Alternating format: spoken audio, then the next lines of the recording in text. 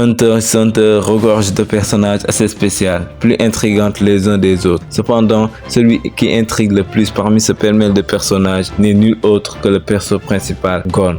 Récemment, j'ai regardé une seconde fois Hunter x Hunter, mais en tant qu'abonné de la chaîne de Loan LV, une chaîne dev perso mais différente des autres. C'est comme un grand frère qui se pose et donne des conseils, et dans ses vidéos, il a l'habitude de comparer deux personnages, ou bien deux genres de personnes. La merguez, qui est le monsieur tout le monde, le nul qui ne tient pas ses promesses et qui vit de manière malsaine, contrairement au Hunter qui va faire l'objet de cette vidéo. Et donc, en tant que solo youtubeur manga, j'ai essayé de trouver qui se rapproche le plus du vrai Hunter dans les mangas et animés. Et après avoir regardé Hunter x Hunter, je me suis fixé. Gon est un Hunter, mais pas un Hunter comme dans son monde, non. Le Hunter dont parle si souvent Loan dans ses vidéos. Celui qui atteint tous ses objectifs, qui tient ses promesses, qui est ultra discipliné. Bref, l'idéal quoi. Vous me direz sûrement en quoi un petit de 12 ans est un Hunter. Eh bien, Gon nous l'a montré à plusieurs reprises sous 3 de ses aspects.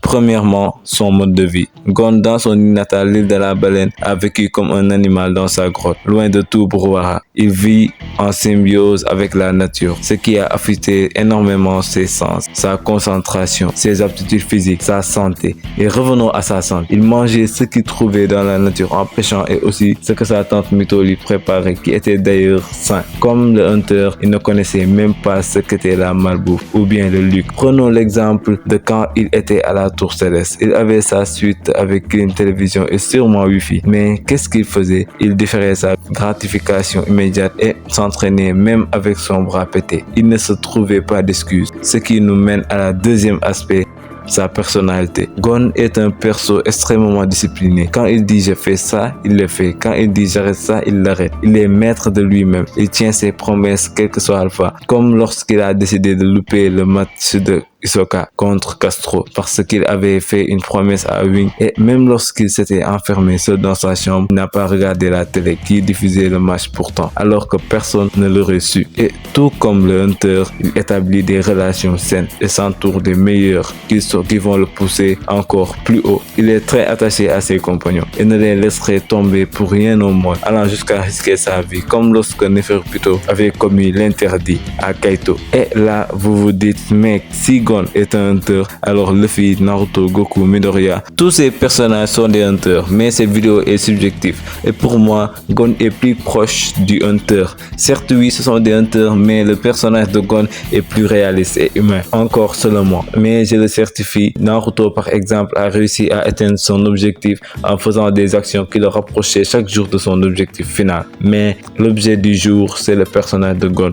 Peut-être que c'est parce que j'ai récemment regardé Hunter x Hunter, je ne sais pas. Bref, passons au troisième aspect, sa volonté à toute épreuve. Gon ne lâche jamais tant que son objectif n'est pas atteint et n'a pas peur de prendre les risques et de faire les sacrifices nécessaires. Par exemple, durant la dernière épreuve de l'examen Hunter, il a fait preuve d'une volonté inébranlable lors de son combat contre Hanzo, qui était largement supérieur à lui. Mais il s'est dit que s'il abandonnait maintenant, il perdrait toutes ses chances d'atteindre son objectif, retrouver son père. Même après être menacé de mort, il n'a pas sourcillé. Il a confiance en lui et se donne les moyens pour réussir. Hanzo a même fini par déclarer forfait tellement le petit était coriace. Sûrement, Loan ne verrait pas cette vidéo, mais je tiens quand même à le remercier car à chaque fois que je me comporte en merguez, il me réveille et ses vidéos viennent toujours au bon moment, comme s'il était au courant. Donc voilà, Hunter x Hunter fait partie de mon top 3, donc il fallait que j'en parle comme ça de manière posée. Allez, Diana!